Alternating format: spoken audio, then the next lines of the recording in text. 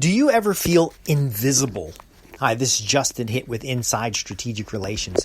Many of the subscribers to Inside Strategic Relations get to a point in their career where they feel like they've been ignored, passed over, or otherwise invisible. I know in today's society, when we have social media and all these very soft connections, these digital connections, these virtual connections, there are times when adults feel like they've been left out. They've missed out on something. Now, marketers play on this very much so to make you want to buy or engage with a brand.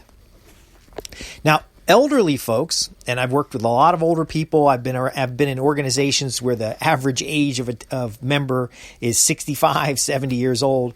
Actually, older people feel the same way too. When their kids stop following up with them, they feel like they've been left out. They're invisible. They're ignored. Now, when large populations feel like they're invisible, politicians will engage those individuals as the one person who heard and understand them. And if only they will do what the politician says, it becomes a point of influence. Now, I could use that loneliness or that feeling of isolation as a way to get you to do things, and I'm not going to do that. What I'm going to do instead is disclose to you that there are times that I feel like I'm invisible. I write articles that nobody reads. I do podcasts that nobody listens to. I have times in my life where I've spoken up and people just ignored me. I want to share this with you because it is a common experience. And when you recognize that the world is very complex and people don't you have social engagement as much as they used to. And there are ways to find that connection that are helpful and beneficial to you. So in one way, I'm disclosing that because everybody has this feeling of being invisible or lonely, that you can use it in your marketing. But on the other side, here's how I handle this. First off, I don't do these podcasts for everybody. I do these podcasts for a small group of individuals who are either paid clients or they're subscribers who have taken the time to write me a letter or to send me an email or to send a fax that describe the challenges they face and the problems they have and what they want to do. Now, many times I will write back to people and say, hey, I don't know what to do. I used to get letters where people wanted money, and I'd write them back and I'd say, well, here's 5 ways to earn more money. Done. No, they wanted me to send them a check. But I wasn't writing the letter back just for them. I'd gotten the question more than once, so I wrote the letter back for others. Now, when I'm writing a letter, I have a concern sometimes that maybe I'm invisible because I could be difficult to understand. I did an interview a little while back, and I was very information laden. And the person who's interviewing me had an emotional stop. So we're talking and they just kind of tuned off. Now their phone rang a couple times while we're on the call. And there was also some distractions in the background. That's okay. But what if I wasn't clear in my communications, and because I was excited, I was talking too fast, and that didn't get the message across? See, there's two people in every conversation. So maybe you feel lonely. Maybe you feel left out. Maybe nobody's calling you. What if you started reaching out to other people? And I've done the same thing. I got a contact management system. It's got all these contacts in it. I've been working at a position. I'm enjoying it. I'm having a good time. But the thought crossed my mind, how is so-and-so doing? Well, there could be people thinking about you every day, but they didn't reach out. I'm challenging you to actually reach out to individuals and make that connection. See, it may not be that they're ignoring you or they don't know, they don't care about you or that you're invisible and your ideas don't matter. It could just be people are so caught up in their own mind, in their own fears, and they feel the same feeling you have, but maybe we're a little ashamed to mention it.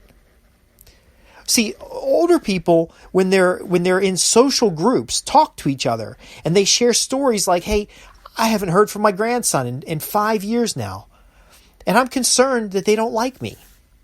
Now, I'm oversimplifying things, but that's the way it kind of turns out in the mind. There are times where you've spoken up and said what is right, and others looked at you and said, you're wrong. You don't know what you're talking about.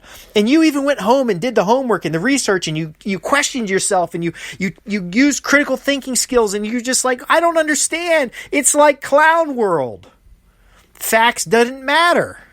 I've got the facts. Maybe you made the mistake of arguing with somebody who was very emotionally based, and you tried to lay out the facts, and then all that happened became a screaming match. And now you're wondering why is society this way? Well, the facts are that society is much better today than it was 100 years ago, that we have more amenities, we live longer, we have better lives, we live like kings. But if it doesn't feel that way, there are some things you can do. So again, there are times that I feel like I'm ignored. I have 200 and some podcasts on YouTube and nearly zero traffic. But again, is that an accurate perception? Is that an accurate understanding? I might have 0 people on YouTube watching the videos, but there's thousands of people listening to the podcast. Now, if it's an audio podcast with no video, I can understand why on a video platform, nobody will look. But sometimes it takes stopping the emotion. So if you feel like you're lonely, you feel like you're left out, you have to stop. You have to ask the question, is this an accurate perception of the situation? Let's do Napoleon Hill's accurate thinking. Am I looking at this situation in an accurate and transparent way? Sure, being a TikTok star seems like a really good thing. You're doing your little dance and everybody's clicking and liking and telling you how awesome you are, and that's so cool, but what is that going to do for you in life? And the chemical adrenaline feeling, the serotonin, and all the different things that come out when somebody praises you. What if that stops? Could it be worse than how you feel today? And so there are documentaries about how some of these YouTube stars and how some of these social media people are actually depressed beyond belief when the fame stops. There's stories about astronauts that after they've walked on the moon, they go in severe depression because they went towards this goal and it was achieved. What's next? You've been to the damn moon. Okay, so what we got to do, and I do this in my own life, is I'm looking for that next thing. Now, I'm not looking for that next thing as a distraction. I'm looking to say, look, once I complete X, I'll do Y.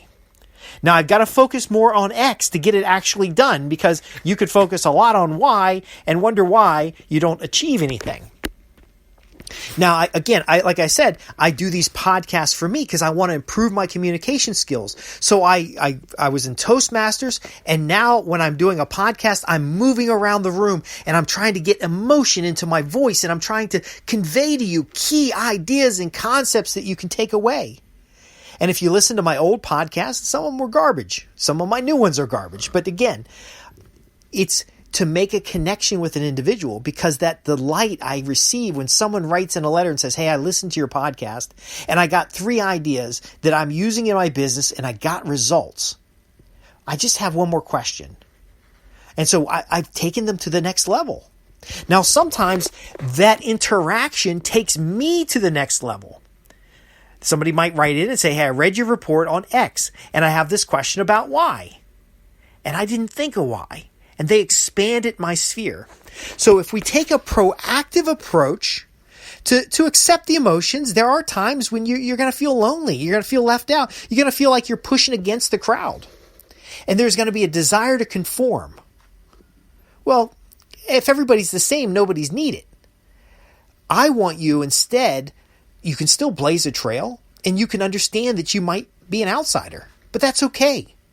You're going to create, again, small groups, your inner circle, your friends and family, and you're going to cultivate those relationships.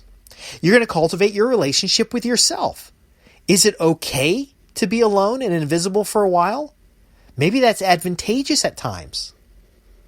And then maybe you can join an organization. I mentioned Toastmasters. There's fraternal organizations. There's alumni organizations. Actually, for those that feel like they're a little shy and they don't want to be around large groups, but maybe you yearn for it because it might be interesting, your alumni group is perfect because you can see them at a reunion and then never see them again.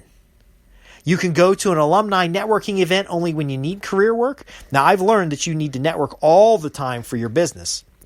But again, listen carefully to the concept. Those emotions you feel are not unique to you. That doesn't discount them, but it should help you understand that others experience the same thing. So if you're lonely, how can you help someone else be less lonely? It could be just in the beginning, just go to a coffee shop and work at a coffee shop instead of working by yourself in your house. A lot of people feel isolated with this COVID.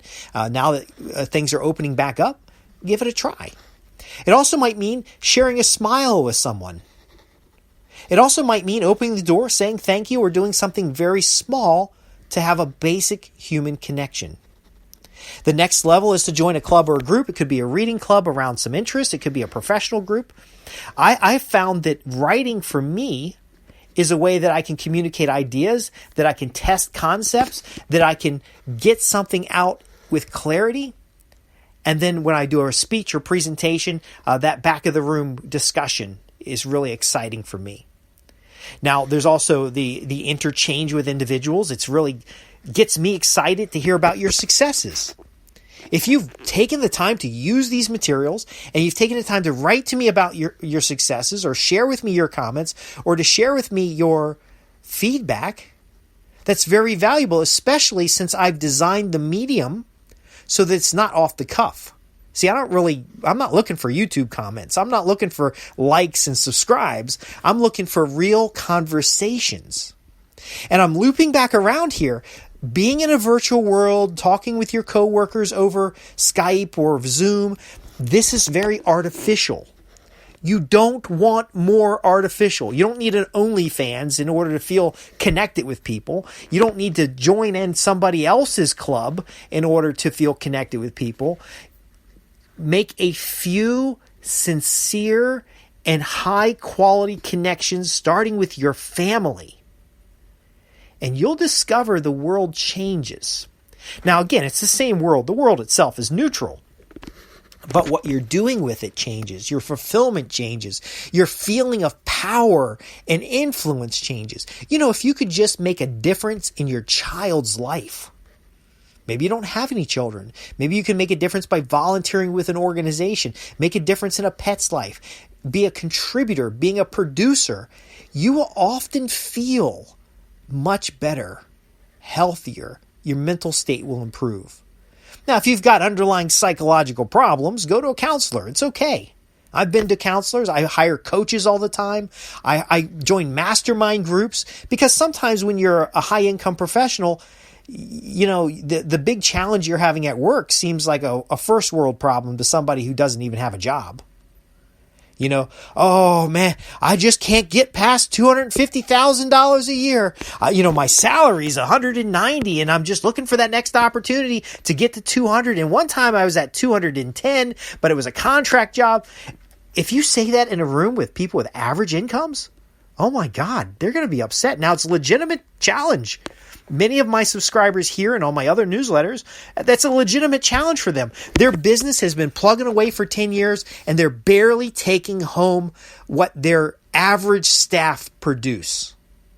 Listen, I've talked with business owners that own multi-million-dollar businesses that they doubt themselves. They feel bad. They're beat up themselves up because their least paid employee is making minimum wage. And when they add up the hours, you know, I do my little consultation. We look at the number of hours they're working. We look at the number of gross. We look at the number they take home. We look at their retirement accounts. We look at their full and holistic situation, and they cry because they built this business over these years, and they've made these opportunities for their employees, but they can barely make retirement. And when something goes bad like COVID and the shutdown, the employees just go off and go get money from somebody else. And this individual suffers. See, that loneliness, that fear, that frustration, that feeling that maybe you made a bad choice. These are natural feelings. Now, again, they're temporary. You're also in a better position to have resources to get the help that you need.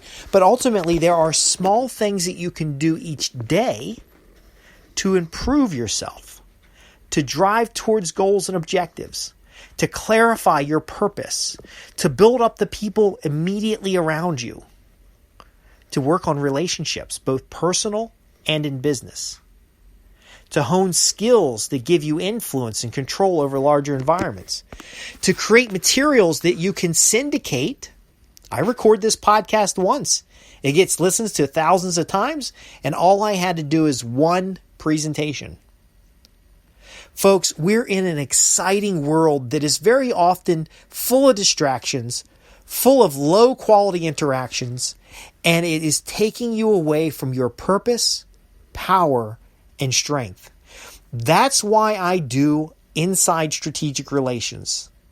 This newsletter is about my personal development as much as it's about my clients' development.